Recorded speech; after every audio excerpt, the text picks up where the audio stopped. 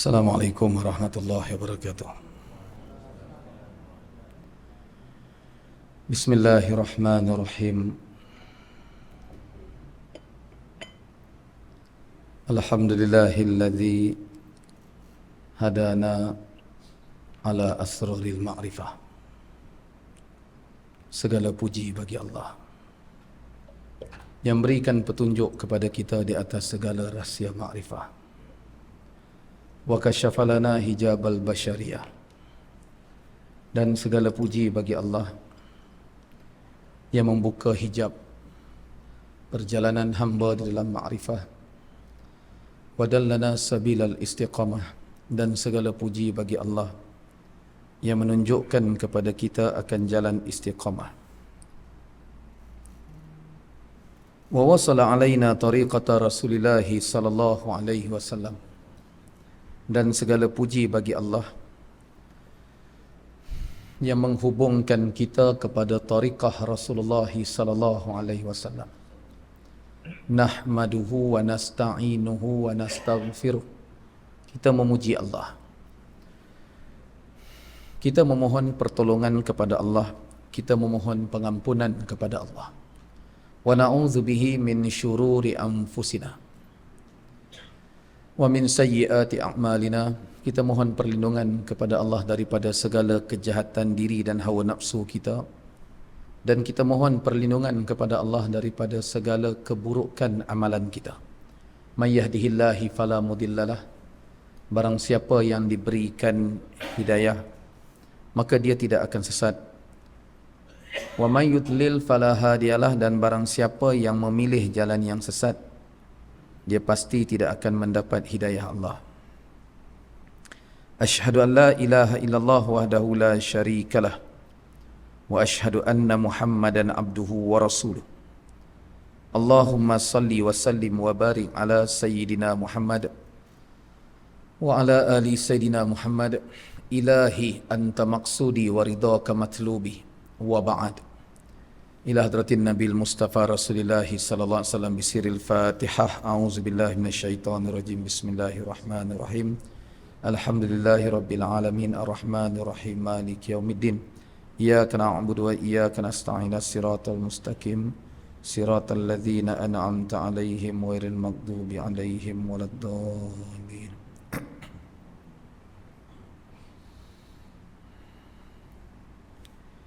Wa qala Allah Ta'ala fi kitabihil aziz ba'da a'udzu billahi minasyaitonir rajim.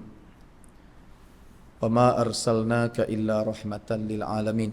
Shadaqallahul azim. Firman Allah Subhanahu wa Ta'ala dalam suratul Anbiya ayat 107. Dan tidak aku utuskan engkau ya Muhammad melainkan sebagai rahmat bagi sekalian alam.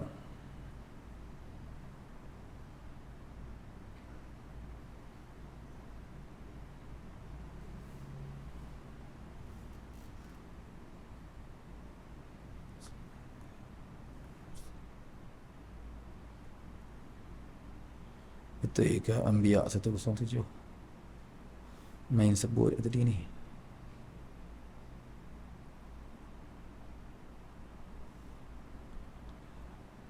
Betul. Surah Al-Anbiya 107. Matlamat. Allah kata matlamat aku jadikan engkau ya Muhammad tidak lain dan tidak bukan sebagai rahmat bagi sekalian alam. Sebagai rahmat, pembawa rahmat, pembawa kasih sayang, pembawa petunjuk, hidayah, pembimbing seluruh umat. Jadi kita ni dulu ni, ayah-ayah, ibu-ibu yang mulia, terlupa kan? Yang dimuliakan pengerusi surau siapa? Pengerusi mana? Demam. Ada? Tak ada? Tak apa sihat. Pengerusi, timbalan, ahli tangkuasa, imam-imam. Imam mana imam? pengerusi juga imam. Para muazzin, tukang azan ni, tukang azan. Para asatizah, alim ulama, tuan-tuan guru, muslimin muslimat, ibu-ibu, ayah-ayah yang mulia lagi dicintai Allah dan Rasul serta disayangi oleh seluruh penduduk langit dan bumi. Kita manusia ni dulu sesat. Kita manusia ni hidup dalam keadaan kesesatan. Tapi asal manusia yang pertama, iaitu moyang kita, itu Sayyidina Adam AS, dalam petunjuk. Mana asal manusia dalam petunjuk? Betul. Pasal duduk di syurga masa tu. Sehinggalah diciptakan Sayyidah Hawa AS. Kemudian sejarah pembunuhan pertama dalam Islam, itu pembunuhan yang dilakukan oleh Qabil terhadap Habil. Sebab sejarah bermulanya hasad dengki apabila sembahan, iaitu korban yang dipersembahkan oleh Habil, diterima oleh Allah, iaitu korban yang disembahkan oleh Qabil tadi ditolak. Lalu bermulanya sifat hasad, maka bermulanya pembunuhan dalam sejarah manusia. Maka tok guru manusia yang pertama sekali dalam sejarah manusia ni, lepas Qabil bunuh Habil, dia tak tahu nak uruskan mayat Habil macam mana. Lalu dia tengok seekor gagak bergaduh, mati seekor. Lepas tu gagak yang bunuh, gagak nombor 2 tadi tu, dia gali dengan kaki dia apa? Dia korek tanah sebab nak. Kemudian itu pun semua tu atas petunjuk Allah terhadap Qabil macam mana nak urus. Maknanya tok guru kita yang pertama atas dunia ni gagak. Yang orang duk sakit hati, duk tembak pun gagak tu. Dialah tok guru nombor 1 dalam sejarah manusia, betul. Yang ajak tunjuk pada Qabil macam mana nak tanam Habil. Berlalu masa demi masa, berlalu masa, datangnya seorang Nabi, kemudian bersilih ganti, ada Nabi yang diangkat menjadi Rasul. Sampailah bila terputusnya kenabian, maknanya bila wafat seorang Nabi, dalam tempoh nak datang Nabi yang lain, manusia mula sesat balik. Manusia ni memang PL dia lagu tu, dia kena bimbing. Pengajaran dia apa? Tengok nah. Bila tempoh masa datang seorang Nabi tu wafat, dia nak sampai Nabi yang lain, tempoh masa tu manusia akan sesat. Pengajaran dia apa? Lama tak mai kuliah maghrib, lama tak mai majlis ilmu, dia akan sesat. Manusia ni kena bimbingan, kena cari. Bila duduk majlis ilmu, mari majlis ilmu, menuntut ilmu pun cara orang berilmu. Menuntut ilmu cara orang jahil, duduk belakang-belakang depan ustaz kosong. Tu menuntut ilmu cara orang jahil. Menuntut ilmu kena dengan cara ilmu. Betul tak ni? Masuk menuntut ilmu ni, dia ada etika dan disiplin dia. Yang duduk depan ni sampai kiamat, tak kira siapa saja guru duduk depan ni, sampai kiamat dia guru. Betul? Yang duduk depan guru ni, tak kira siapa, hatta sultan kalau duduk bawah, Perdana Menteri duduk bawah, dia tetap murid. Betul? Saya ada pernah Esko YB mari majlis duduk belakang. Saya kata YB bangun main duduk depan. Saya pernah majlis tentera jemput, panglima duduk depan main handphone. Saya kata duduk dalam majlis ilmu, tutup handphone. Terus tutup. Saya guru. Betul? Hang anak murid, kena ikutlah. Ni jangan mai majlis ilmu, jangan mari majlis ilmu duk bawa muka dengan hati sombong. Ni kita nak tengok ustaz ni malam ni lagu mana, terror sangat ke tak terror? Ni bodoh sombong. Dia mari dia nak tengok ustaz tu lagu mana. Kalau ustaz tu bercakap tak ikut selera hawa nafsu dia, ustaz ni blacklist. Betul tak ni? Betul kan? Ada tempat yang tak mau jemput saya. Orang AJK cadang, kita panggil Ustaz James. AJK kata jangan. Itu kalau dia main lagi, habis semua dia merampai suruh depan. Nak mengaji tapi cara orang jahil.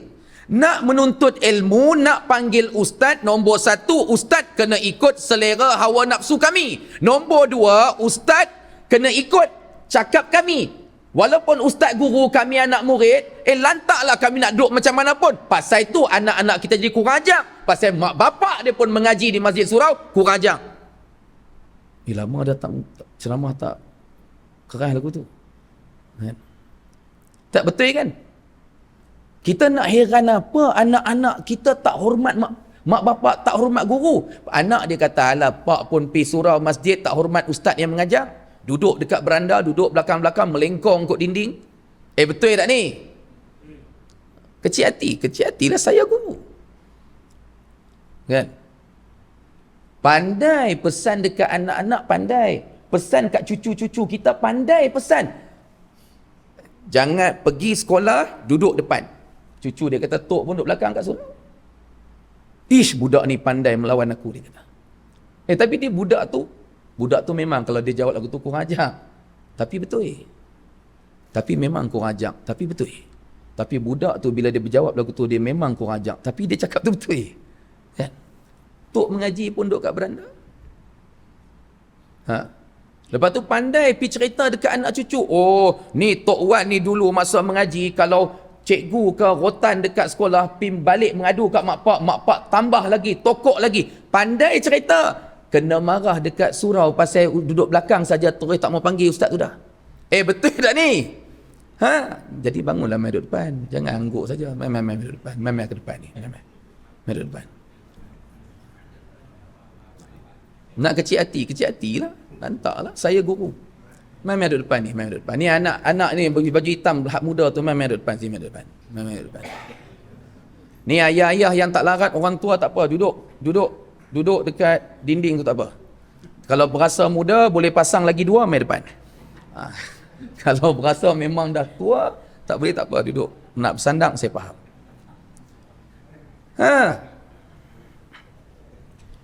Berapa puluh tahun dah surau ni? Umur surau ni berapa lama? 20 tahun. Ada tak ustaz buat perangai lagu ni duk paksa main depan? Ada? Tak ada. Kalau cakap pun mereka buat no hand je, saya tahu. Ada ustaz cakap, tapi buat tak tahu betul. Betul tak ni? Jangan bohong, saya tahu.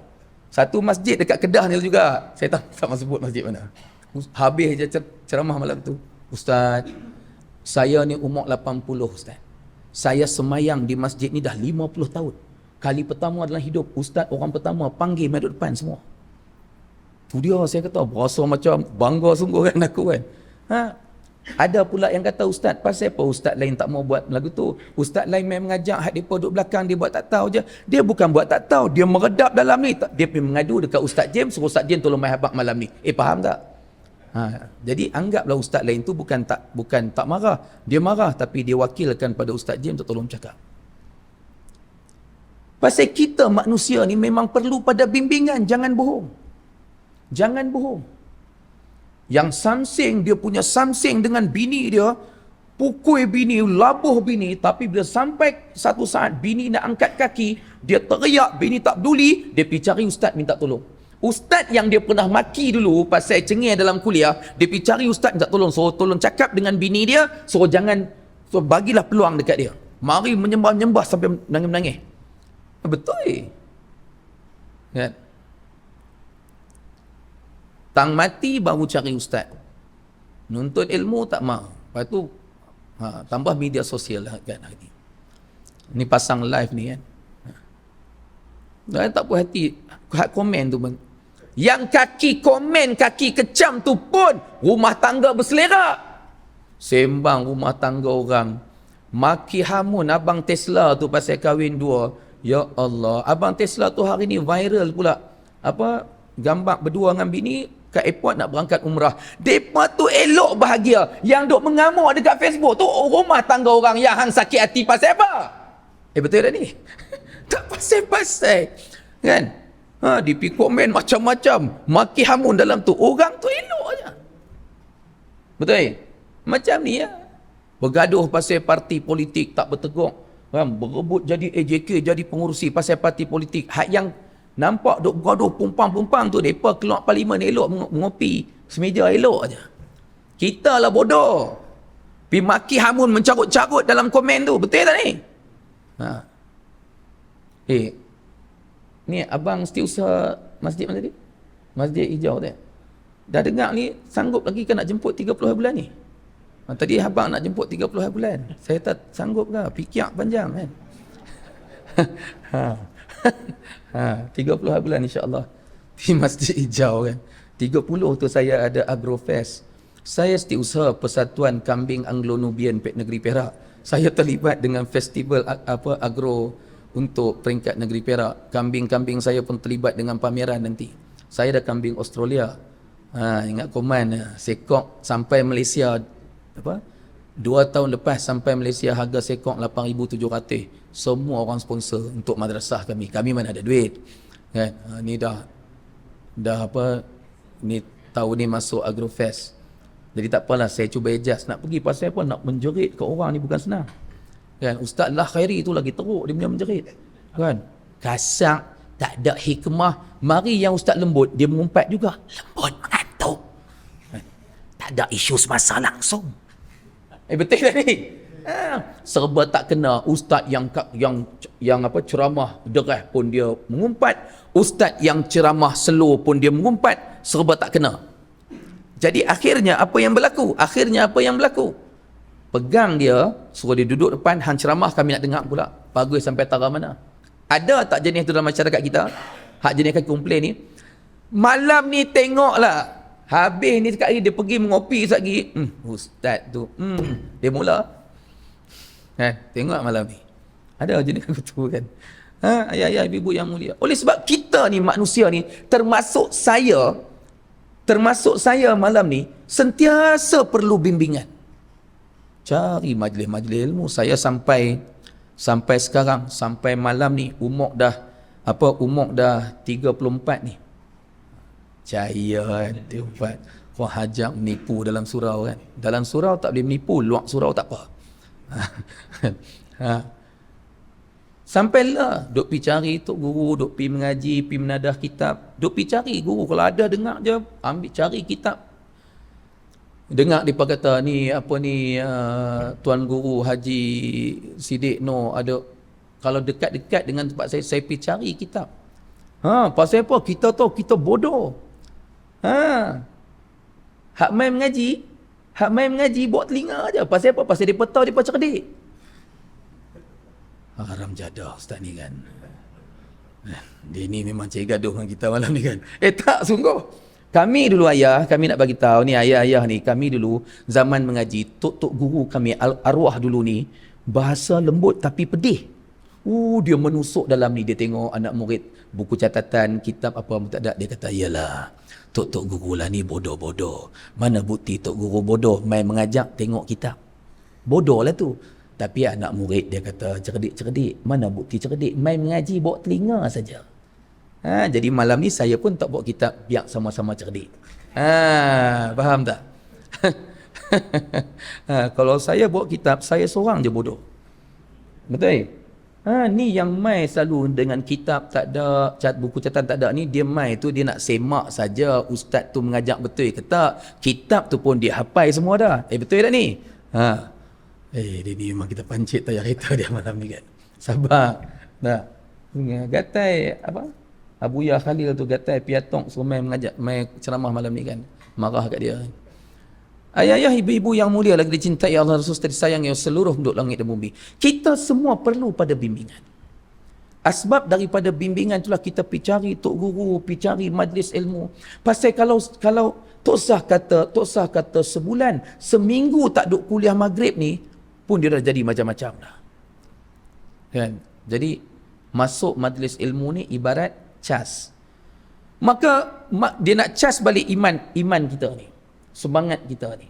Jadi tempoh yang panjang selepas wafat Nabi Isa alaihissalam, sebelum datangnya Nabi terakhir Rasulullah SAW, maka tempoh yang lama manusia mula sesat. Jadi bila tempoh manusia sesat, maka timbulnya bangsa Arab jahiliyah. Maka kedatangan kelahiran Rasulullah SAW itu dalam surah Ibrahim, Alif Lam Ra, ayat pertama Alif Lam Ra. Makna Alif Lam Ra apa?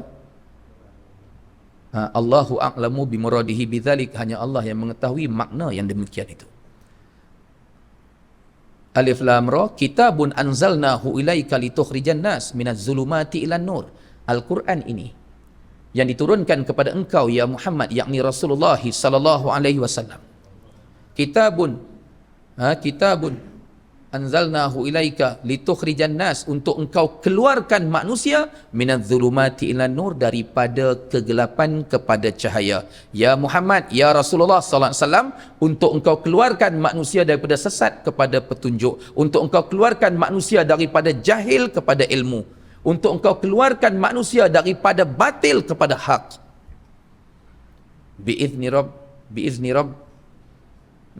Biizni rabbika azizil hamid, dengan izin Tuhan engkau yang maha tinggi, maha mulia lagi maha terpuji. Maka ayat yang kita baca awal-awal tadi pada mukadimah Al-Anbiya ayat 107, Allah sebut, wa ma arsalnaka, tidak kami utuskan engkau ya Muhammad, illa rahmatan lil alamin, tidak lain tidak bukan sebagai rahmat bagi sekalian alam. Nabi SAW datang kepada kita untuk bawa rahmat. Manusia bermusuh-musuhan nak bawa pada satu rahim. Hari ini akhir zaman ni kita balik pada jahiliah. Kita sanggup putus satu rahim kerana sebab berbeza parti. Setuju atau tidak? Ada bantahan? Silakan. Berani bantah? Tak sungguh? Asbab perbezaan ideologi parti politik, ada orang sanggup putus satu rahim. Betul? Sanggup mencarut di media sosial, sanggup bermaki-maki di media sosial, sanggup sebarkan aib orang di media sosial, asbab daripada perbezaan parti, asbab daripada perbezaan kefahaman. Dalam agama pun manusia sanggup putus satu rahim, sanggup bermusuh. Kini kita ni dalam proses patah balik kepada jahiliah. Bada al-Islamu, sabda Nabi SAW, bada al-Islamu ghariba, Islam datang dalam keadaan asing. Siapa pun tak peduli nak membela Islam. Wa sayaudu kama bada'a ghariba, Islam akan balik pada Allah di akhir zaman dalam keadaan asing, dalam keadaan siapa pun tak peduli nak bela Islam. Fatuba lil ghuraba, berbahagia, beruntung sangat orang yang menjadi asing di tengah masyarakat di akhir zaman ini, di saat dia seorang-seorang nak bela Islam. Beruntung orang ni. Kita takut nak jadi ghuraba, orang yang di tengah masyarakat hanyut di bawah arus jahiliyah. Kita nak menongkah arus seorang-seorang tu, kita takut, tak berani. Tak berani. Kan? Bukan senang kan? Tengok bila dunia Islam hari ini, benda yang salah orang sanggup kata betul, benda yang betul orang boleh kata salah.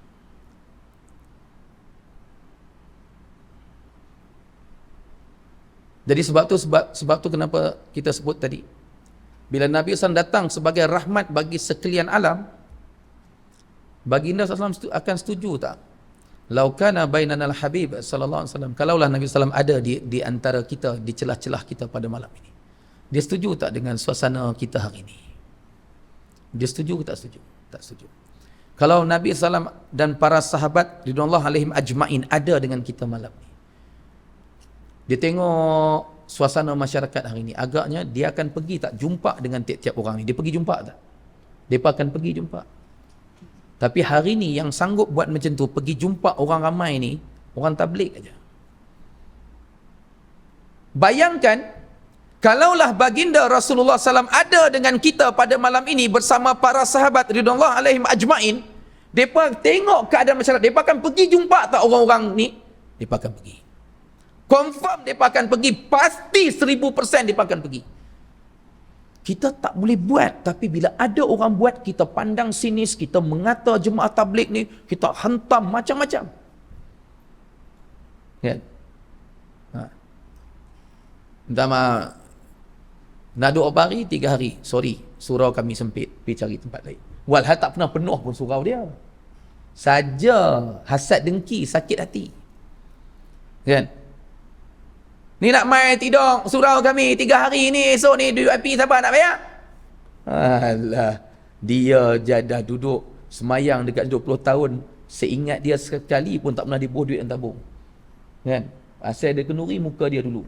Sumbangan tak pernah bagi. Ada orang macam tu, terbuka orang sini. Ini cerita Surau Al-Furqan, Taman Kemuning, Johannesburg, Afrika Selatan. Sini Alhamdulillah 2/5. Ni cerita tempat lain. Faham tak? Bukan sini. Minta maaf cakap. Saya kena. Saya ikut jemaah tabligh keluar 40 hari. Tak mau sebutlah kat mana kan. Tak boleh. Masa tu bulan Ramadan. Kami keluar 15 Syaban. Maknanya 40 hari kami akan habis dalam 25 Ramadan macam tu lah. Kami 13 orang. Kami punya ketua jemaah tu dipanggil Amir, jemaah Amir Sab ni. Pergi jumpa pengurusi. Ni nak minta lah kami nak itikaf 3 hari. Dia kata kalau hampa main itikaf sini, tak muat dah nanti orang nak sembang tarawih. Tu dia kerana 13 orang tu tak muat. Punya nak menipu kan. Jelas-jelas. Memang macam janji PRU lah menipu tu kan. Jelas-jelas menipu depan-depan muka. Kerana 13 orang tak muat. Tengah dia bercakap tak bagi ni. Dengan pengurusi tu. Tiba-tiba pengurusi tu dia cakap dia kali dia ternampak saya duduk belakang, saya senyap kan, berdiri kat belakang dalam kumpulan jemaah. Dia nampak tu bukan Ustaz James ke, dia kata. Lepas tu saya kata ya saya. Ya Allah Ustaz, minta maaf lah, tak tahu kata jemaah tengok perangai. Kalau aku tak ada kat situ. Nampak tak perangai? Kalau saya tak ada dekat situ, dia tetap takkan bagi, betul? Kalau Ustaz tak perasan, tak apalah Ustaz mai. Tak apa. Tadi tak bagi kan, saya kata kami pergi cari masjid lain. Saya buat jual mahal, kami keluar juga. Biar dia rasa bersalah sampai akhir hayat. Tak baik, dosa rasa orang bagi. Tapi tak nak ajak, geram kan. Nak ajak. Surau ni ada buat perangai macam tu kat jemaah tabligh? Tak ada. Tak Dan tak mengaku. Gurau bah. Allah buat.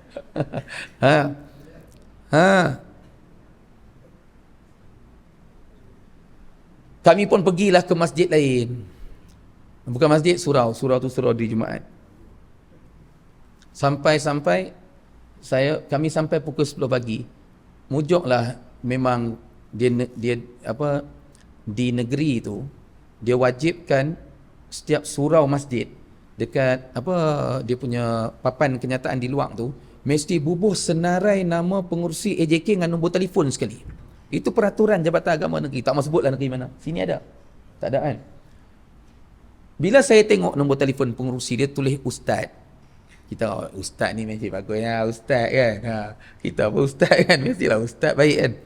Saya pun telefon. Suruh ketua jemaah telefon, Ustaz telefon kan. Kami tak pergi cakap, saya pun telefon. Saya kata, saya Ustaz James, datang kami ini ada jemaah 13 orang kami nak itikaf di surau. Ustaz boleh tak? Dia kata, Ustaz James yang ceramah tu ke? Saya memang ceramah kan. Kadang-kadang bancu ayat, kadang-kadang ceramah. Jadi dia kata, ya Allah Ustaz, terima kasih. Tak apa Ustaz, duduk Ustaz. Ustaz, sekejap saya telefon Tok Siak suruh bawa kunci. Ustaz, sekejap Ustaz masuk, Ustaz nak pakai aircon ke, nak pakai apa pun tak apa. Pasal ada tempat kami pergi, dia bagi masuk. Dia kata apa? Aircon jangan pakai. Siapa nak bayar VIP? Bagi. Ikhlas tapi jauh. Kan? Jadi tak apalah, kami ni pun dekat setengah jam jugalah tunggu Tok Siak sampai. Tok Siak sampai dengan muka ketat. Tok Siak sampai ni dengan muka ketat sungguh muka dia. Dia main, dia buka pintu. Tadi pengurusi cakap apa? Amboi, kan? Pengurusi kata boleh masuk, duduk 3 hari. Aircon pengurusi bagi pakai? Bagi. Janganlah pakai lama-lama sangat. Memang ketat sungguh muka dia. Tak apalah. Saya pandai baran. Tapi jemaah ada pesan, Ustaz, istighfar Ustaz, istighfar. Malu kadang-kadang orang awam tolong suruh Ustaz istighfar. Tapi bila mereka mengamuk, kita pula suruh istighfar dan sabar. Dia rupanya memang manusia jenis lagu tu. Masa orang marah ni, dia ni tak boleh lebih kurang kan. Dia kata tu pun pandai baran juga. Tapi hari tu tak kena kat dia. Dia pun pergi istighfar, sabar kan. Lepas tu, tapi bila kena tang dia, serupa orang ni pula suruh istighfar. Memang manusia ni dia memang lagu tu. Betul ya bang? Memang pandai baran ni. Tengok muka pun tahu. Gurau bang. Jadi, bila, tak apalah. Esoknya, malam tu kami pun duduk semayang tarawih apa semua. Esoknya, dia bagi tahu, dia mari Tok Siak tu dia mari. Bukan esok, hari malam tu. Nak ceritanya, petang tu dia mari pula, dia bising. Dia bising pasal dia kata ni kapet ni nanti tolong kena cuci lah, jangan main tidur aja, macam-macam lah. Bising. Malam tu pula tiba-tiba pengurusi surau yang ustaz ni dia pergi depan surau diri Jumaat ramai ni, bukan besar ni, ini cokia kecil surau. Orang hajak punya ustaz kan. Ni surau tu besar. Sebab dia buat Jumaat. Pengurusi ni pergi depan, dia ambil mikrofon, dia kata, Assalamualaikum tuan-tuan. Kita Alhamdulillah berbangga didatangi oleh tetamu kita pada malam ini. Ustaz Muhammad James lah datang ke demang. Dia cakap. Lepas tu jadi kita minta lah, lepas 4 rakaat, kita minta Ustaz Muhammad James untuk bagi tazkirah. Tok Siak tu duduk depan sekali, hak cengih tu, dia dah muka dah cuak. Orang yang aku maki siang tadi nak bagi tazkirah malam ni. Dia kata, mampu dah aku kan. Jadi, saya pun, lepas dia 4 rakaat, dia minta tazkirah, saya cakap lah, saya kata, tuan-tuan, perempuan yang mulia, InsyaAllah sebelum kami balik, kami akan cuci kapet, kami akan buat semua. Kami akan masukkan duit dalam tabung surau ni. Kami akan bayar duit api ayam. Tuan-tuan jangan marah kami. Kan cakap. Tengah saya cakap tu, bangun satu hamba Allah berdiri, AJK surau. Siapa yang cakap dekat ustaz dengan jemaah siapa? Tunjuk sekarang siapa? Tu dia saya kata kan.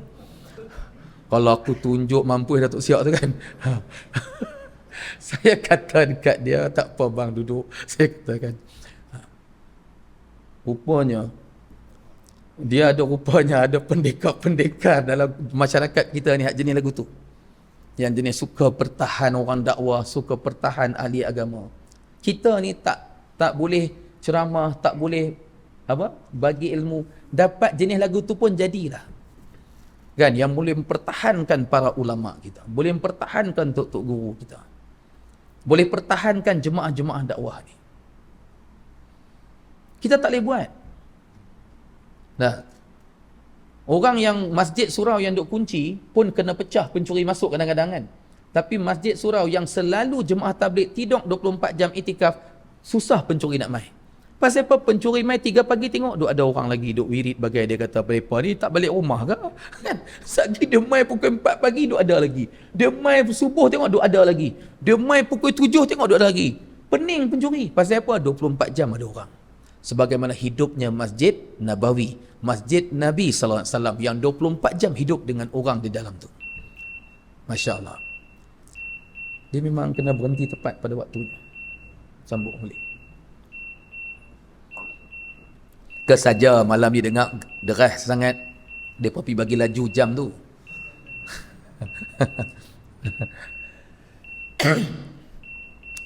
Tapi ayah-ayah, ibu-ibu, Ustaz nama apa? Ustaz Mahat. Ustaz jangan marah Ustaz nah. Cuma nak kongsi sikitlah. Kalau nak suruh saya teruskan dah masuk waktu. Saya habis lambat sikit lagi pun tetap kena azan. Pasal apa? Pengurusi, imam, segat AJK tak ada autoriti untuk buang sunnah azan. Setuju? Setuju? Satu Malaysia tinggal sunnah azan hanya dengan sebab ustaz habis kuliah lambat. Terus komat, betul? Betul tak? Ya Allah, kalau mari satu orang dia terjah masuk dekat pintu kita ni, dia kata, hampa azan mulai hari ni hampa siap. Agak-agak kita buat apa kat dia ramai-ramai? Memang kutir seorang sikit kan. Kalau betul tak? Orang kalau larang azan, macam mana hari tu di Penang kes pemaju bukan Islam hari tu yang pasal isu perumahan tu. Mengamuk satu Malaysia. Hari ni tak payah pemaju, tak payah orang jenis lagu tu, tak payah orang kisah halang. Hari ni satu Malaysia lepas masuk isyak tak azan hanya sebab ustaz habis kuliah lambat. Innalillahi wa inna ilaihi raji'un. Betul kan? Siapa bagi autoriti dan kuasa kepada kita untuk tinggalkan sunnah azan? 2 saat dari sekarang, siapa nak jawab? Hadis Sahih Al-Bukhari.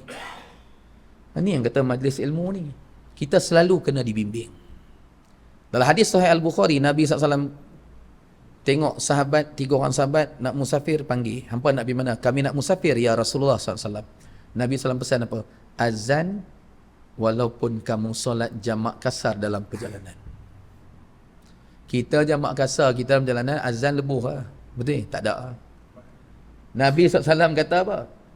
Azan walaupun kamu solat seorang diri. Buka hadis Sahih Bukhari. Sekian banyak dalam tu, daripada 7,563 hadis Sahih Bukhari tu, sekian berapa banyak hadis yang Nabi SAW pesan tentang azan. Muazzin Bilal, muazzin ni ke ni? Ingat pesan Nabi SAW, orang yang paling berkuasa ke atas azan adalah muazzin.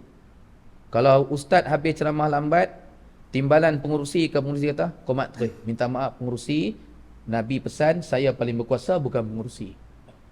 Saya tetap akan azan. Sebab apa? Saya muazzin. Tu dia amanah Nabi SAW, hadis sahih kepada para muazzin. Yang paling berhak, paling berkuasa ke atas azan adalah muaz. Tiba-tiba pengurusi cakap, muazzin jawab, minta maaf. Imam pula jawab, dengarlah cakap pengurusi, sudahlah, komat. Minta maaf imam dan pengurusi, saya muazzin, Nabi kata saya paling berkuasa ke atas azan.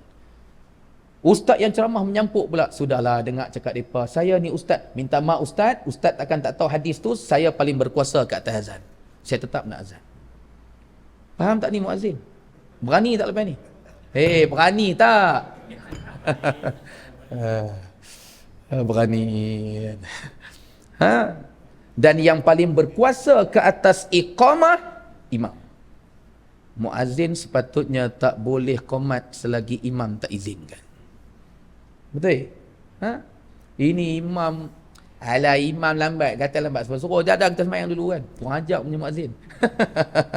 Bukan abang ni cerita. Faham tak? Yang paling berkuasa ke atas iqamah adalah imam. Maka jangan tinggalkan sunnah azan. Hatta kalau dah lambat, ustaz tu habis pukul 10, azan walaupun tak pakai mikrofon, yang penting azan.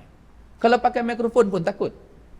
Ustaz takut kalau pakai mikrofon, speaker luar, takut pukul 10 malam. Orang main terekam pukul 10. Woi, pasal azan pukul 10? Sebab selalu kami azan 8 lebih, hang tak mai. Abang kat dia. Bila tempat tu kami azan pukul 10, hang terpa mai. Kami azan pukul 8 lebih, hang tak mai.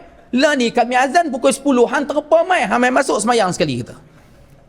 Betul tak ni? Orang pergi serang rumah ustaz. Kan? Ustaz, keluar.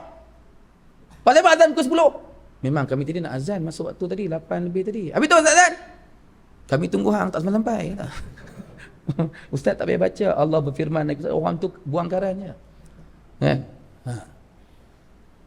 Yang penting jangan tinggal sunnah azan walaupun azan tak pakai mikrofon. Ya. Masya Allah. Dan yang lebih baik, tadi bunyi azan dulu, lepas tu ustaz sambung. Boleh? Azan sekarang. Bismillahirrahmanirrahim. Ayah-ayah, ibu-ibu yang mulia dan dicintai Allah dan Rasul, serta disayangi oleh seluruh penduduk langit dan bumi. Allahumma salli wa sallim wa barik ala Sayyidina Muhammad wa ala ali Sayyidina Muhammad. Daripada keseluruhan perjalanan hidup kita yang sentiasa perlukan bimbingan inilah Allah hantarkan kepada manusia di saat manusia dalam kegelapan seorang Rasul yang nak keluarkan kita daripada sesat kepada petunjuk, daripada gelap kepada cahaya, sebagaimana ayat daripada surah Ibrahim ayat kedua yang saya bacakan tadi.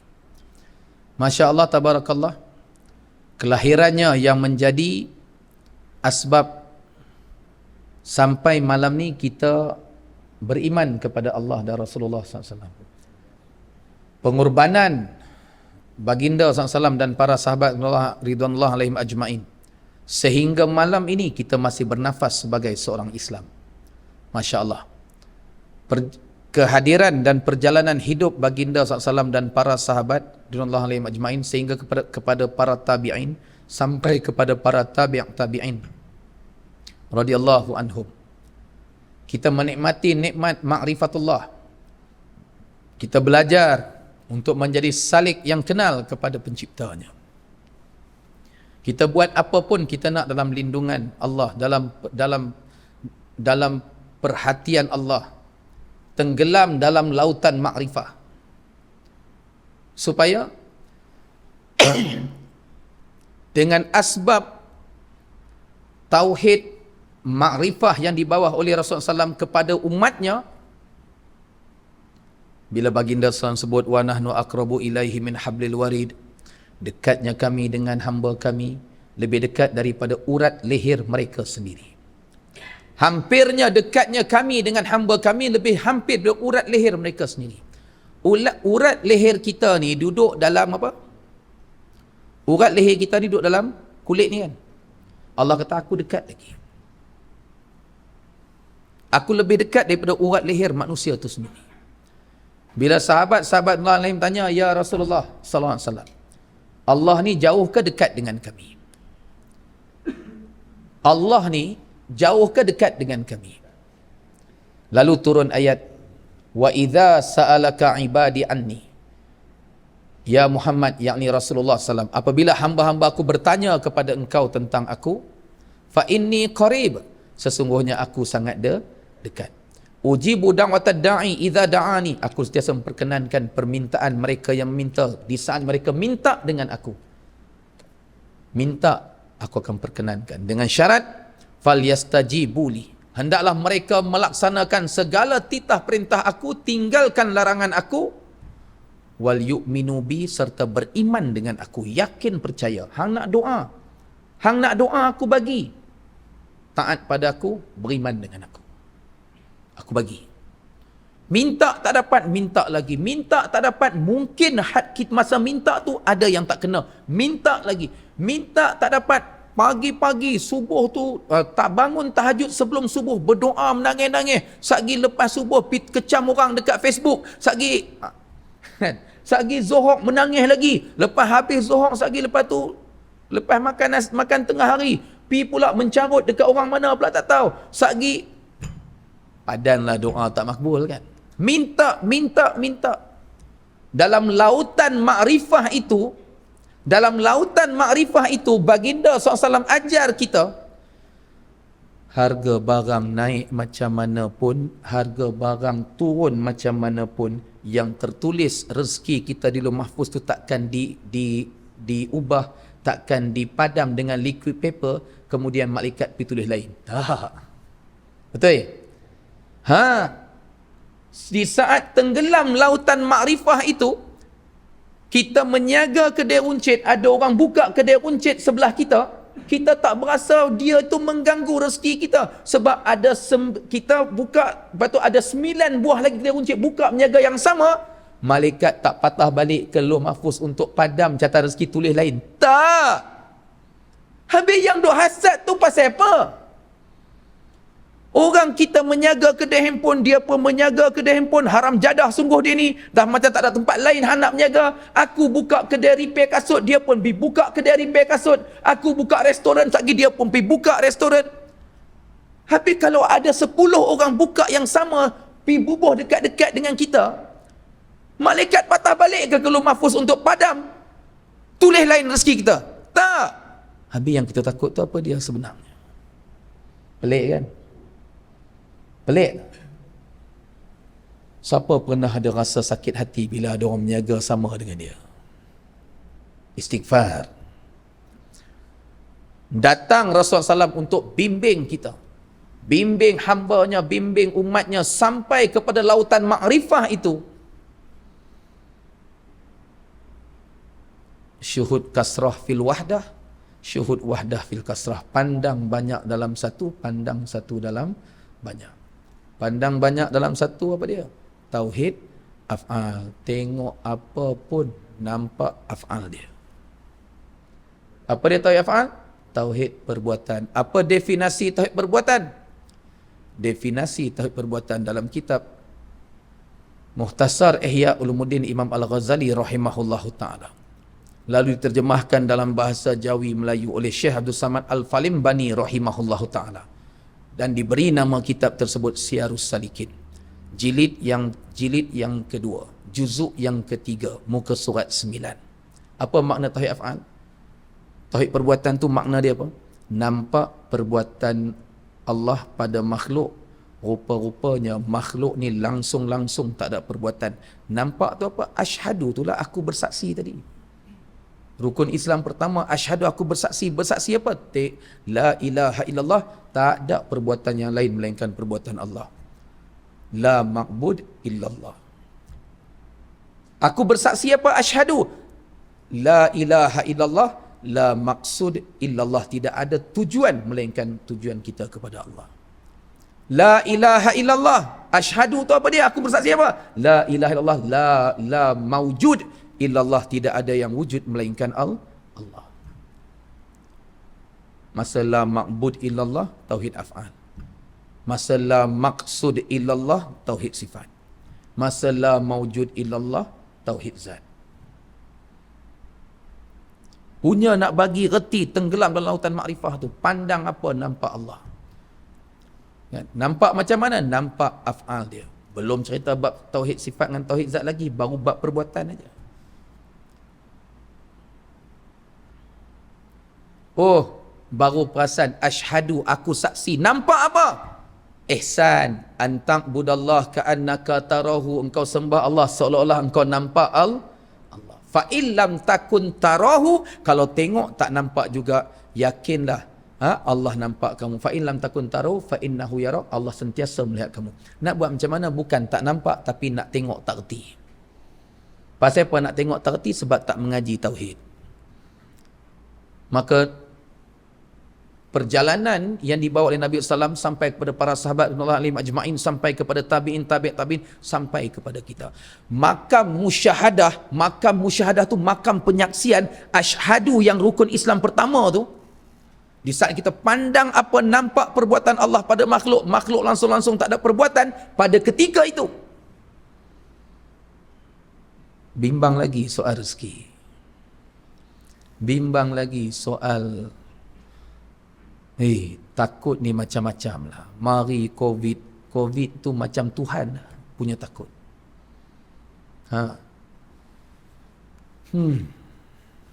Dulu ada pekerja saya masa zaman tengah duk panas COVID tu, hantar mesej, Ustaz, saya positif. Saya pergi rumah, saya salam, saya peluk, dah pergi kerja. Saya kata, jangan mengarut. Nak belajar tenggelam lautan makrifah. Kan, sembang tauhid, marah Yahudi, tepuk meja melambung cawan. Nah, punya takutlah. La ilaha illallah, lepas maghrib 7 kali kalau Allahumma ajirni minan nar itu boleh membebaskan kita daripada azab neraka.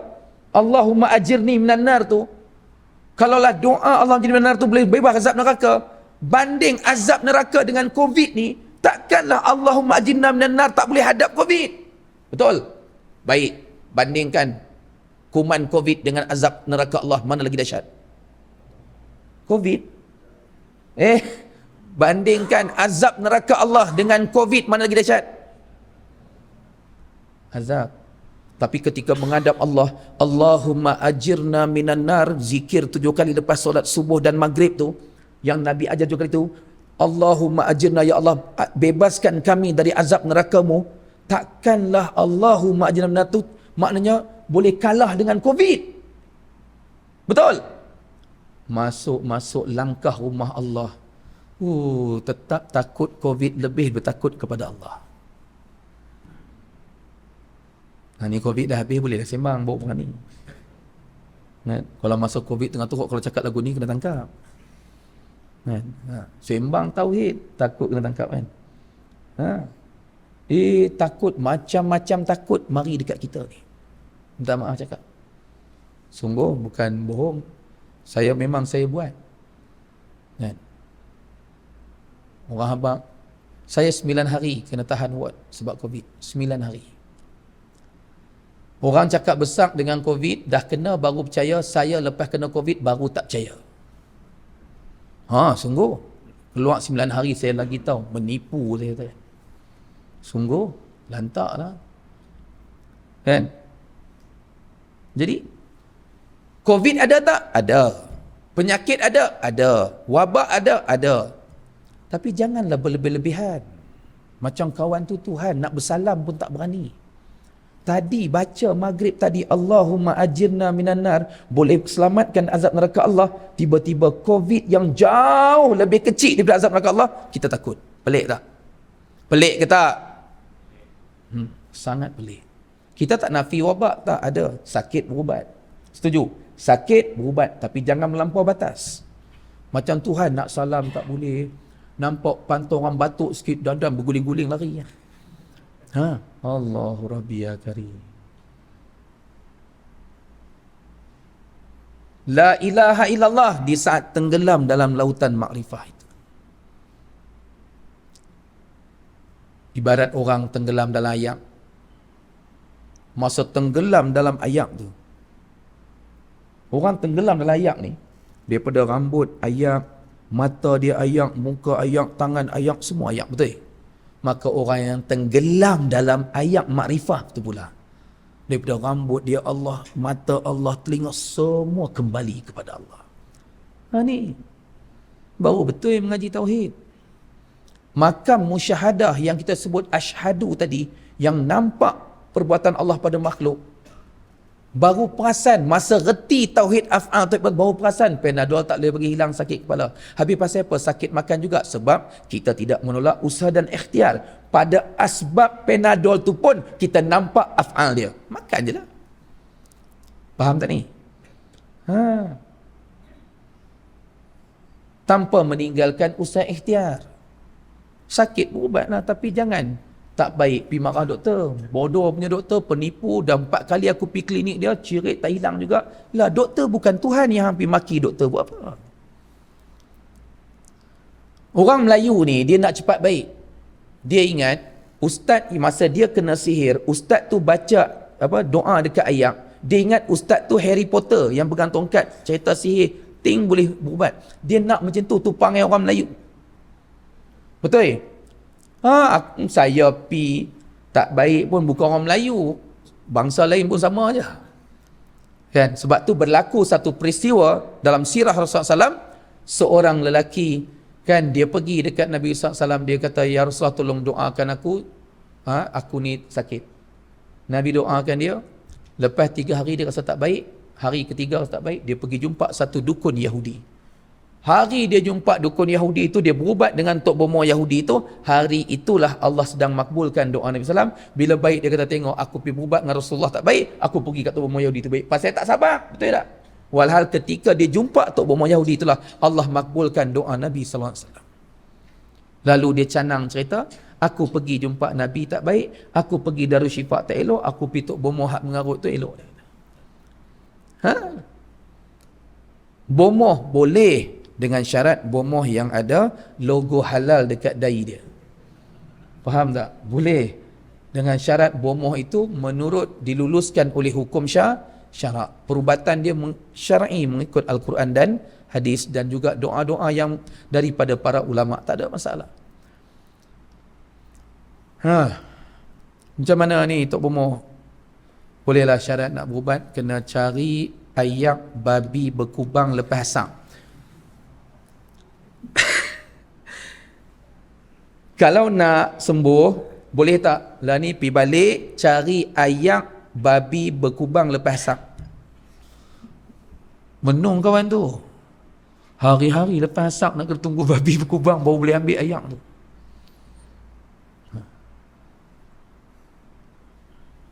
Ni bukan cerita orang, depan saya.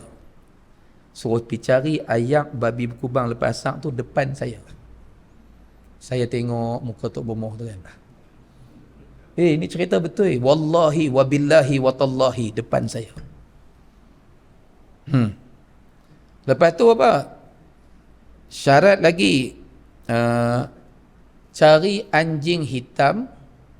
Syarat tangkap anjing hitam tu mesti hari Selasa dan malam tu sembelih anjing hitam. Ambil hati dia. Goreng sampai hangit. Hati anjing hitam tu, lepas tu makan. Jangan takut, dia tak najis dah, pasal dah berubah sifat daripada najis hati tu dah jadi hangit, tak jadi hati, boleh makan. Tu dia punya senang, dia punya fatwa kan, bila goreng sampai hangit tak jadi najis dah, boleh makan. Nak berubat. Silap saya dulu ni, pengalaman depan mata tu saya tak buku kan, silap. Banyak lagi hak jumpa mengarut. Kan? Sebab perangai kita ni berubat sekali tak okey, dia jadi tak ada apa pun. Dia ingat itulah Harry Potter tu kan, pakai tongkat dengan cerita budak-budak menipu tu kan. Sihir tu. Ahli sihir yang boleh ketuk dengan tongkat tu jadi elok. Dia nak perangai orang kita, dia nak lagu tu. Dia tak sabar. Tu yang mai jumpa saya, ustaz, dah 7 bomoh saya berubat anak dara saya ni. Anak dara dia kena histeria dah dekat berminggu-minggu masa tu. Lepas tu dah 7 bomoh saya pergi, ustaz. Tolonglah ustaz, kami nak buat apa ni kan. Hatta yang kata tu pula, saya tahu bahawa dia ni orang yang suka, orang yang duk pi tok guru tauhid ni. Sembang tauhid ni memang kemas gila. Bila Allah uji anak dara dia, kena sampuk, kena histeria tu, berminggu-minggu, dia pergi sampai bomoh ke-7 tu, saya pergi tengok masa bomoh ke-7 tu berubat perempuan. Anak dara dia tu melengkak macam ulang atas lantai ni. Memang saya tengok anak dara dia melengkak macam ulang. Bomoh yang ke-7 perempuan tu, saya pergi tengok. Bomoh perempuan tu, dia berubat. Dia buat dengan tangan dia buat gitu. Allahu Akbar. Hui kan, saya katakan. Tapi budak tu memang tak minta. Sampai kan bapa dia ni mengaji kitab tauhid macam-macam ni, bila Allah uji, sampai dia kata depan saya, ustaz, kalau ada Sami Hindu yang boleh berubat, saya akan bawa anak saya pergi. Tauhid tu hilang ke mana? Tuan-tuan jangan giling kepala, Allah tak uji tuan-tuan lagi. Tengok bini yang kita punya sayang ni jadi lagu tu, kita sanggup, masa tu syaitan akan bisikkan kita akan sanggup buat apa saja demi selamatkan bini. Tuan-tuan jangan giling kepala, cuma minta berlindung kepada Allah, jangan diuji iman sampai macam tu. Dia cakap depan saya, kalau ada satu Sami Hindu boleh berubat, saya akan bawa pergi Tok Kong, dia kata. Lepas tu bila dia minta tolong, dan saya berdua dengan sahabat saya, masa tu sahabat ustaz juga. Lepas tu saya bincang dengan sahabat saya tu, saya kata kita kena tolong ni. Tak apalah, jadi bomoh ke-8 pun tak apalah, saya kata kan. Pasal hak dia pergi, hak bomoh perempuan tu bomoh ke-7. Bila jadi kami pun janji okeylah.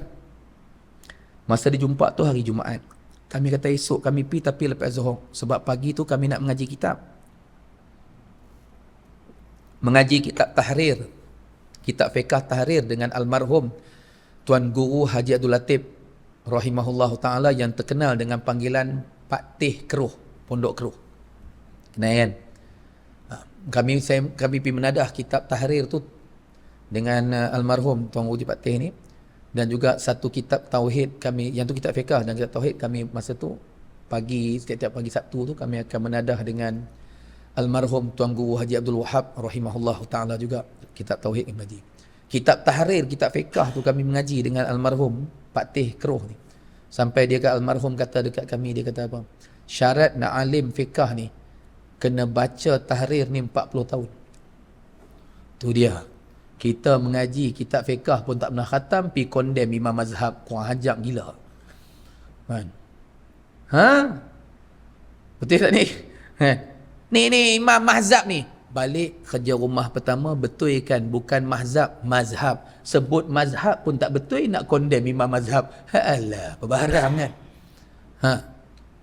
Jadi kami pun habis-habis kuliah dengan almarhum Pak Teh Latif, dengan almarhum Tuan Johor. Kami lepas habis pagi tu, tengah hari tu, kami pun pergi menghadaplah almarhum Tuan Guru Haji Wahab. Kami cakap dekat dia, Tok Guru, kami ni satgi nak jadi bomoh kita. Wah, siapa sakit? Kami cerita. Minta, kami ni bukan Tok bomoh, minta apa kami nak buat satgi ni, kami dah berjanji dengan kawan tu.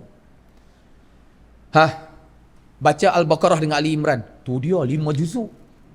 Al-Baqarah dengan Ali Imran mana 5 juzuk lebih. Kami menung kan, baca Al-Baqarah dengan Ali Imran. Lepas tu saya kata, Tok Guru, tak ada pendek sikit ke? Nak pendek sikit, baca sampai dekat budak tu, baca ayat kursi 1000 kali. Tu dia saya katakan. Tara tu pendek. Ingat tu amalan tu. Kan? Almarhum Tok Johor bagi. Lepas tu kami tanya lagi. Macam Bani Israel duk tanya banyak kan. Tanya lagi. Tok Guru, tak ada ke pendek lagi? Ada? Apa dia? Usop. Usop, saya tanya, Usop tu siapa? Tok bomoh dekat simpang tu, pergi jumpa nama dia Usop. So bawa dia pergi berubat. Dia kata, tak tu lagi pendek kan. Lepas tu kami pun tak apa, terima kasih. Kami bergerak daripada tempat pengajian tu, perjalanan lebih kurang dalam sejam lebih lah. Jauh juga. Dalam perjalanan tu kami bincang berdua. Macam inilah. Kita ambil lah yang Al-Baqarah Ali Imran tu. Kami sampai rumah tu lebih kurang pukul 3 petang. Saya sampai masuk je rumah. Saya beritahu dekat tuan rumah tadi, si abang yang tadi tu, saya kata, bentang sejadah dekat saya, ambil satu baldi air dan letak, dan satu jang air, letakkan depan sejadah, depan tempat sujud. Saya pun semayang 2 rakaat. Ustaz seorang lagi pandai, dia terus baca Ali Imran dulu, pasal dia tahu Ali Imran pendek daripada Al-Baqarah. Kurang hajak punya ustaz tu kan. Masa saya mula semayang tu, dia pergi ambil Quran cepat-cepat, dia pergi baca Ali Imran. Kan? Jadi dulu saya dapat amalan daripada almarhum wali Allah Pak Teh Mat Isa Mahang, ya, rahimahullah taala. Kenal Pak Teh Mat Isa Mahang selama Kedah.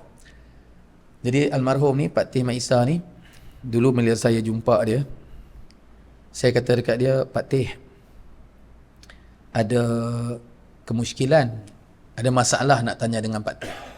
Ni nak cerita pasal apa saya letak ayak satu baldi dengan satu jang ayak depan tempat sujud tadi. Jadi saya kata, ada masalah nak tanya Pak Teh. Terus arwah ni, Pak Teh Mat Isa, dia kata, tanya Pak Teh buat apa? Dia kata, kita ni, dia kata, kalau ada masalah, pergi cerita dekat ketua kampung ke, pergi cerita dekat menteri besar ke, nanti ikut mana pun, mereka akan pergi cerita dekat sultan. Lah ni jangan pakai orang tengah, dia kata. Pergi jumpa sultan terus. Nak dengar bahasa dia kata. Nak jumpa sultan, dia kata, kena jadi orang istana. Mana apa? Jadi orang yang salik. Siapa dia salik? Yang dalam perjalanan ma'rifatullah.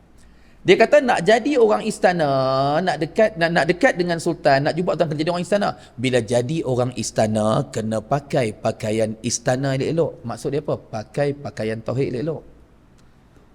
Dia tak terjemah, dia tak tafsir, saya yang sebut tafsiran tu. Dia kata pakai pakaian istana elok. Bila dah pakai pakaian istana, dah jadi orang istana, jumpa sultan tu. Buat apa nak pakai orang tengah? Macam tu lah Pak Teh. Bila orang bawa ayak suruh jampi, Pak Teh kata, Pak Teh ni macam ketua kampung tadilah. Bila ni bawa pi bagi dekat sultan terus apa dia? Ambil ayak tu, buka tudung botol itu, bubuh depan tempat sujud, bagi dia jampi. Siapa lagi hebat dia kata. Bagi ayak tu dekat sultan, mana apa? Ayak tu letak tempat sujud tu, semayang 2 rakaat, serah ayak tu dekat Allah. Tapi oleh sebab perangai orang Melayu ni, kalau kita suruh kita buat lagu tu, lepas tu kita bagi kat dia suruh minum, dia akan jawab balik, tak nampak jampi apa pun. Orang Melayu kan. Dia nak bagi nampak juga mulut kumat kami. Kan? Maka amalan Pak Teh Mak Isa bagi itulah. Bila tu saya buat. Maka lepas tu, lepas dia cakap, dia cerita-cerita tu, Pak Teh kata ambil ayak, letak depan tempat sujud, bagi kat dia. Bagi kat sultan dia kata. Orang main minta ayak dekat Pak Teh, semua Pak Teh suruh buat lagu tu. Jangan bagi Pak Teh ni ketua kampung. Saya kalau Pak Teh baca tu ibarat Pak Teh pergi jumpa sultan juga, tapi jadi orang tengah. Lah ni hampir jumpa sultan terus. Pakai pakaian istana elok-elok. Makna duduk dalam tauhid elok-elok, bagi dekat dia. Lepas tu saya kata dekat dia, Pak Teh, doakan saya. Arwah ni Pak Teh Mak Isa ni, dia kata. Kerja mana? Masa tu saya jadi imam di Masjid Pusat Bandar Haikom Shah Alam.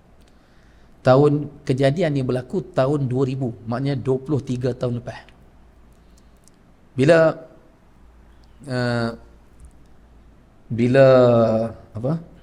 saya kata kat dia, bila saya cabak saya imam masjid, sebab tadi saya minta doakan saya, dia jawab apa? Pak Teh ni dia kata, tak apa, masa sujud akhir tu doa, insya-Allah Pak Teh amin dari belakang. Ayat orang tua ni penuh dengan simbolik dan falsafah, penuh dengan hikmah. Dia kata tak apa, nanti semayang sujud akhir doa, insya-Allah Pak Teh amin dari belakang, dia kata. Dan bila lepas saya dah habis semayang 2 rakaat tadi, saya pun tengok ustaz tu dah baca Ali Imran, saya pun mula baca Al-Baqarah. Kami habis tu, elok dia sadaqallahul azim, lepas 10 minit saya pun sadaqallah, lebih kurang dah dekat pukul 6 kat masa tu. Jadi elok sadaqallah aja, anak dara tu terus elok, dia tengok orang kampung punya ramai, rumah kampung, dia selimut badan dia, dia lari ke dapur. Masya Allah, bomoh ke-8 makbul. Hebat. Hanya ikut pesanan, sebab yakin dengan pesanan arwah Tuan Guru Haji Wahab tadi, dia kata baca Al-Baqarah dan Ali Imran walaupun panjang, bayangkan 2 orang, kalau seorang meninggal dengan baca tu pun meninggal kat situ.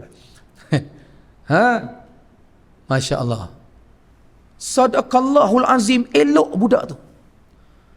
Itu yang dalam hadis, kan, dalam hadis sahih Nabi SAW sebut, barang siapa yang baca suratul Baqarah dalam rumahnya, syaitan tak akan masuk rumah dia selama 3 hari.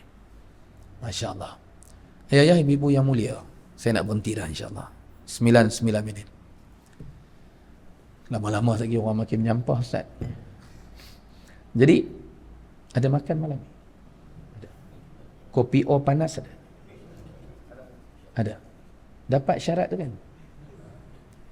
Syarat ceramah saya bagi, nombor 1 tak boleh bayar. Syarat yang kedua tu tak apa. Syarat yang ketiga tu mesti ada kopi O panas. Baca kan? Kau jangan main-main, tak ada kopi O panas malam dah lah tak bayar. Kan? Tahun ke-16 saya memang tak terima bayaran ceramah. Hatta sampai Sabah Sarawak, tiket kapal terbang pun saya nak beli sendiri. Saya tak nak ambil, jangan banding-bandingkan saya dengan ustaz-ustaz lain. Alhamdulillah, saya buka tahfiz saya di Johor dan di Perak sampai malam ni percuma, tak ada yuran. Sebab apa? Cita-cita dan impian saya dulu, saya dah niat kalau aku jadi ustaz, aku nak bagi agama percuma kepada umat. Aku kaya tak kaya, miskin. Dan nak tanggung anak-anak madrasah tu, Masya Allah, luar biasa. 128,000 sebulan Johor dan Perak. Kena ada 128,000 sebulan. Baru ni buat iklan tu, highlight kat luar tu pun semua orang bagi. Tapi buat iklan highlight tu pun nak jual. Pasal apa? Nak tanggung tampung madrasah. Lepas ni mai kulim ceramah naik bas express tak ada masalah. Saya pernah pergi ceramah jauh-jauh naik bas, masa kenderaan apa pun tak ada. Nak patah balik untuk anak-anak madrasah ni sampai terpaksa korban, tak ada kenderaan pun tak ada masalah. Saya boleh pergi ke mana pun walaupun tanpa kenderaan. Saya sampai insya-Allah. Nah, kalau Masjid Hijau esok kereta tu dah tak ada, saya mai juga naik bas, jangan risau. Ya. Masya-Allah, ayah-ayah, ibu-ibu yang mulia, syarat saya senang.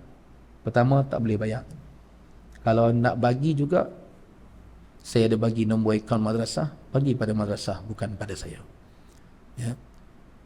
Masya-Allah, tabarakallah.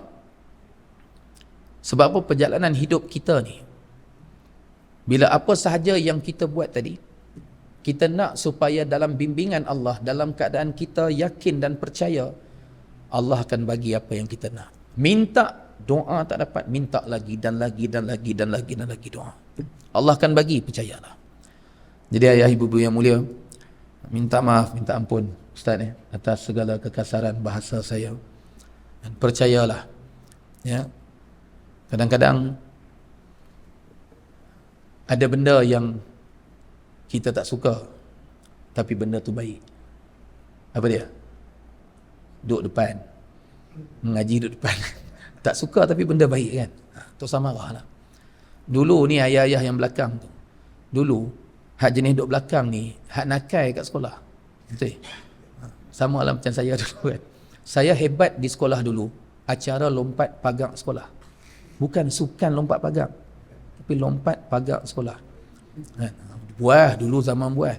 Tapi anak-anak buah macam saya lah dulu akhirnya jadi ustaz, jadi baik kan. Baiklah sikit, taklah baik banyak.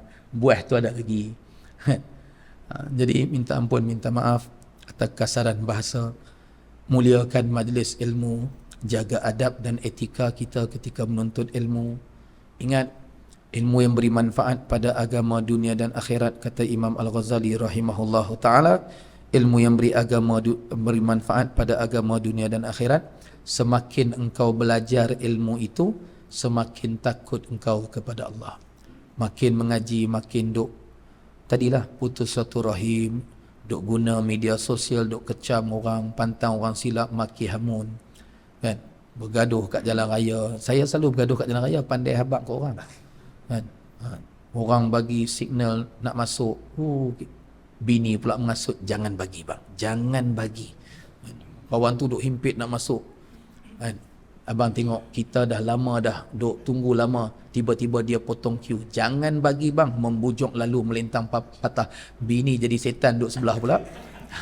Kan, duk mengasut, kan? Kita pun termakan hasut kan. Walhal berapa sen sangat duit minyak kita habis, kan, kalau kita lepas dia masuk. Tapi ustaz, kita dia ni tak erti bahasa, tak apa, tak rugi apa pun, kan? Masa jalan kaki pandai sabak, masa miskin kaya sikit naik motor pandai sabak lagi, dah ada kereta sombonglah, ya Allah. Walhal kalau dia potong queue, memang kita marah, memang dia tak ada adab. Tapi kalau kejahatan dibalas kejahatan, apa beza kita dengan dia, betul? Maka makna sabar itu membalas kejahatan dengan kebaikan, kan? Biarlah, tak rugi apa pun. Nah, tak rugi apa pun. Tapi tak boleh ustaz, ni malam nak balik lagi ni, tengoklah kan. Kita duk tunggu kat simpang, nak kona ke kanan, kita duk tengok kereta laju. Tiba-tiba yang sekok ni dia nak masuk kiri, tak bagi signal, padahal kita penat dah menunggu. Punya naik angin, siap buka tingkap, bodoh, kan? Betul tak ni? Betul, jangan bohong. Memang benda tu berlaku pada kita, memang berlaku sangat-sangat, dan benda tu betul. Termasuk saya lah ni, pandai baran memang macam tu. Bila bercakap dekat ceramah ni, tengah duk kata kat diri sendiri lah, bukan kata dekat ayah ibu tak. Allahumma salli wa sallim barik ala sayyidina Muhammad. Tak, duk kata kat diri sendiri ni, bukan kata kat orang lain, tak. Sebab saya memang perangai lagu tu. Bila bercakap ni, rupanya ceramah ni, kuliah ni, rupanya sedang muhasabah diri. Bukan kata kat orang, ni kata kat diri sendiri.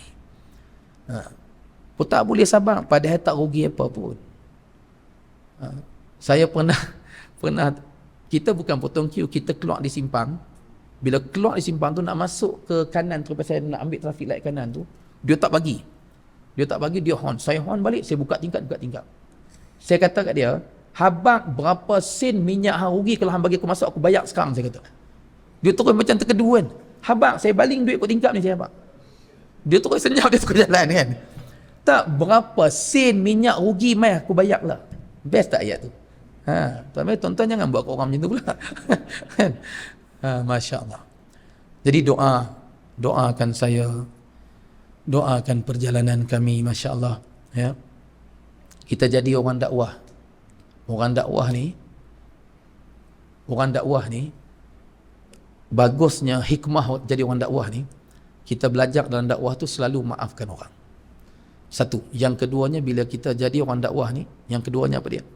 Kita akan selalu membalas kejahatan orang dengan kebaikan. Maka yang pertama tadi Imam Ghazali sebut dalam Bidayatul Hidayah, disebut dalam Hidayatus Salikin Syahdah Ismail Al-Falembani rahimahumullahu ta'ala. Dia kata apa?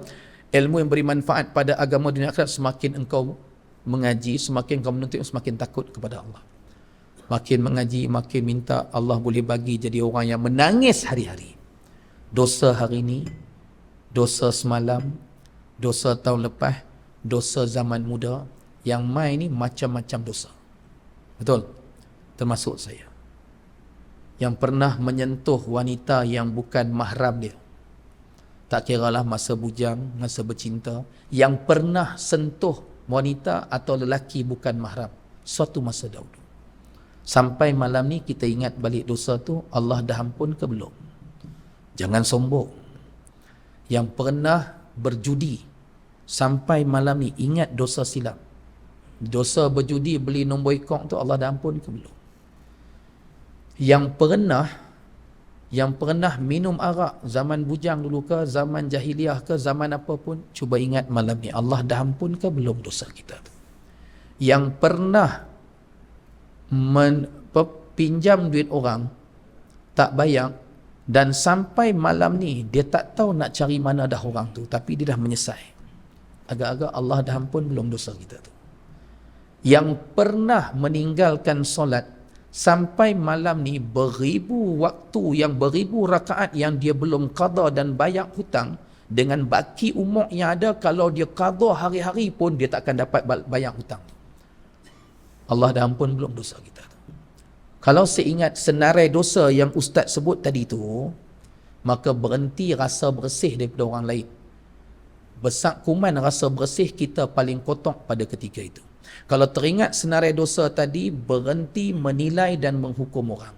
Tengok orang tak semayang, tengok orang buat maksiat, tengok orang yang tak separti dengan kita, kita pernah maki dia dulu, tengok JRO dalam disko dengan seksi, dengan mabuk, ajak mulut kita kata, insya-Allah depa ni akan jadi orang baik. Cuba. Boleh belenang ayat mata.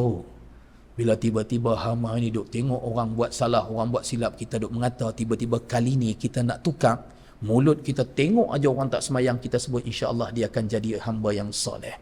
Tengok perempuan tak tuak aurat, insya-Allah dia akan jadi wanita solehah. Cuba tukar mulai malam ni. Dengar orang cerita buruk orang mengumpat, dia main cerita kita insya-Allah hang dengan dia akan jadi orang soleh. Habaq lagu itu. Bila kita duk buat kelaku lagu tu, mulut kita duk jadi doa yang baik untuk orang. Pasal kita nak tadi nombor satu, Imam Ghazali sebut ilmu beri manfaat pada agama dunia akhirat. Semakin engkau belajar ilmu tu, semakin takut pada Allah. Kita minta, ya Allah, dosa-dosa silam aku ni, pilihlah aku boleh jadi al-fakir ni, ya Allah, boleh jadi hamba yang boleh menangis hari-hari. Ayah-ayah, ibu-ibu yang mulia, Allahumma salli wa sallim wa barik ala sayyidina Muhammad. Kita semua, entah malam ni, entah esok lusa, tapi akan sampai masa kita akan berak kencing atas katil. Betul. Kita akan sakit, kita akan berak kencing atas katil, kita akan tengok masa tu mana anak-anak yang akan uruskan kita, yang sanggup tangan dia berlemuh basuh tai kita, atau kita akan tengok mana anak-anak yang akan tinggalkan kita, anak-anak yang akan makan sumpah seranah kita akan tengok. Kita semua akan sampai satu hari yang kita akan berak kencing atas katil. Pada masa tu kita akan tengok Badan kena stroke, mati sebelah badan, nak bergerak tak boleh, ayat mata duk belenang. Pasal apa? Pasal dulu kita tak percaya dengan Allah, agama ni boleh menyelamatkan anak-anak kita. Kita hanya percaya akademik, sijil SPM tu yang boleh bagi mereka berjaya. Akhirnya anak-anak kita hina pula. Tak mau hantar anak mengaji agama, tak apa. Mengaji sekolah akademik pun ada agama, tapi jangan menghina. Kita menghina kalau sekolah pondok, sekolah tahfiz tak ada SPM, nak kerja apa? Biadab. Akhirnya bila kita dah mati sebelah badan, najis keluar daripada dubur dan kubul kita tu, ayak kencing, tai duk keluar. Tengok anak-anak yang tak ada agama tadi ni, yang kita sibuk kononnya nak cemerlang dengan akademik saja, tak peduli yang kita pernah hina madrasah dan pondok yang tak ada akademik. Nak kerja apa? Akhirnya anak-anak kita yang ada akademik tapi tak ada Al-Quran, mereka tengok kita seorang-seorang dengan tai, dengan ayak kencing atas katil tu, tak ada siapa, terkangkang pakat tengok astro masa tu. Ayak mata ni berlinang. Pasal apa? Mungkin masa ayak mata berlinang, dia kata, baru aku tahu rupa-rupanya agama ni bukan untuk kerja. Agama ni untuk anak-anak aku, meringankan beban aku ketika berhadapan dengan sakaratul maut. Hak meninggal 6 orang baru ni yang viral, accident kan, yang anak dia imamkan jenazah ke-66 mak ayah dan adik-beradik dia. Allahu Rabbi ya Karim. Bayangkan, berbahagianya mak ayah dan adik-beradik yang aksiden 6 orang tu meninggal tu, yang anak lelaki dia tu boleh solatkan jenazah seluruh keluarga tu. Bayangkan. Kita esok malam ni cuba bayang, Ustaz, ayah-ayah, ibu-ibu, cuba bayang mana satu muka anak aku yang ada ilmu nak solat jenazah aku. Cuba bayang malam ni. Cuba bayang malam ni mana satu anak aku yang ada ilmu nak mandikan mayat aku, supaya bila anak aku mandikan mayat aku, orang lain tak tahu aib di tubuh aku ni kecuali anak aku. Ni semua ada mak bapak kan? Mana ada anak bulu betung kat sini? Cuba ingat, yang hadir malam ni, kalau ibu-ibu, siapa yang pernah mandikan mayat mak dia ataupun wakilkan pada orang lain sehingga orang tukang mandi tu tengok macam-macam aib di tubuh mak kita. Lalu orang mengata, bercakap. Ayah-ayah yang ada dalam ni, cuba ingat, siapa yang ayah dia dah tak ada, pada hari kematian ayah tu, dia sendiri yang mandikan mayat ayah dia atau dia wakilkan pada orang lain sehingga orang lain tengok segala aib di tubuh mayat ayah dia pada ketika itu. Kita akan menyesal. Hatta sehinggakan saat terakhir untuk tangan seorang anak sentuh jasad jenazah mak ayah dia dalam liang lahat pun, dia wakil dekat orang, suruh tolong turun pergi sambut. Inna lillahi wa inna ilaihi raji'un. Bala musibah terbesar untuk seorang ibu dan ayah di saat anak-anaknya buta agama. Sebab tu buta IT tak apa, jangan buta hati. Buta IT tak apa, jangan buta hati. Maka kita nak balik tadi, ilmu yang beri manfaat pada agama dunia akhirat, semakin kau belajar, semakin takut engkau kepada Allah. Yang kedua, ilmu beri manfaat pada agama dan dunia akhirat, semakin engkau belajar, semakin engkau melihat kecelaan dirimu, jangan duk tengok celah orang lain. Tadi, tengok orang jahat, tengok maksiat, mulut sebut insya-Allah dia jadi orang. Baca dekat Facebook, media sosial, tengok orang cerita pasal kejahatan seorang, mulut sebut insya-Allah dia jadi orang baik. Belajar. Kan? Maafkan semua orang. Orang yang paling kita benci dalam hidup kita malam ni, ada kan? Ada tak Ustaz? Satu orang yang sejarah hidup sepanjang umur Ustaz, Ustaz sangat benci dengan orang tu sebab dia pernah sebarkan fitnah pada Ustaz, dia pernah sebar aib Ustaz. Ada tak orang lagu tu? Pernah kena fitnah Ustaz? Pernah kena fitnah? Tak pernah. Cerita orang ngumpat belakang pun tak pernah. Masya Allah. Ustaz tak ada benci kat orang langsung? Tak ada. Bergaduh dengan bini tak? Pernah bergaduh? Tapi baik balik. Yang gua Ustaz. Kan? Ada bang orang paling benci dalam hidup? Pernah pinjam duit tak bayar ke? Dia sebab fitnah ada? Pinjam duit tak bayar ada? Geram ke? Dia VIP kat dia. Malam ni kita belajar maafkan semua orang. Kan? Mudahlah, tenang hati bila maafkan orang ni, tenang hati. InsyaAllah. Mudah-mudahan kita yang hadir pada malam dipilih menjadi hamba-hamba yang soleh dan soleh. Mudah-mudahan kita yang hadir pada malam ini dihimpunkan dalam syurga Allah sebagaimana Allah himpunkan kita pada malam ini. Mudah-mudahan seluruh ahli qaryah surau ini yang hadir ataupun tidak hadir diberikan hidayah serta dipilih menjadi hamba-hamba yang soleh dan soleh. Mudah-mudahan takdir Allah panjang umur generasi anak-anak kita, mereka akan dipilih menjadi tentera-tentera Allah, mereka akan dipilih menjadi tentera-tentera Al-Mahdi. Jika panjang umur kita juga yang hadir pada malam ni sehingga kita sempat bertemu dengan kedatangan Al-Mahdi, maka mintalah kepada Allah, jadikanlah kami ya Allah sebagai tenteranya walaupun hanya sebagai tentera yang terakhir. Kita minta kepada Allah, mudah-mudahan Allah pilih kita yang hadir pada malam ini untuk berwatak dengan watak para sahabat Allah alaihi majma'in, untuk berwatak sebagaimana watak Rasulullah sallallahu alaihi wasallam, menyebarkan kasih sayang, menghindarkan segala kebencian terhadap umat ini. Mudah-mudahan Allah jadikan kematian kita kematian yang baik dengan husnul khatimah. Jangan Allah matikan kita dalam keadaan su'ul khatimah. Mudah-mudahan kita yang hadir pada malam ini mati dalam keadaan sujud kepada Allah, mati dalam keadaan sempat bertaubat kepada Allah. Mudah-mudahan diangkat segala dosa kita, lalu digantikan seluruh ganjaran kebaikan pada kita asbab daripada majlis ilmu yang mulia ini. Mudah-mudahan Allah pilih lidah kita, lidah yang basah dengan selawat kepada Rasulullah sallallahu alaihi wasallam, sallallahu alaihi wasallam Muhammad wa ala alihi wa sahbihi ajma'in. Subhana rabbil izzati amma yasifun, wassalamu ala rabbil alamin. Taqabbalallahu minkum. Jadi oleh sebab malam ni ramai yang mungkin malam akhir nak mati dah malam ni, kita solat sunat qobliyah dulu sebelum qomat boleh. Tapi biarlah tuan-tuan mati dulu, ustaz panjang umur lah. Kalau tidak siapa nak ceramah esok kan. Assalamualaikum warahmatullahi wabarakatuh.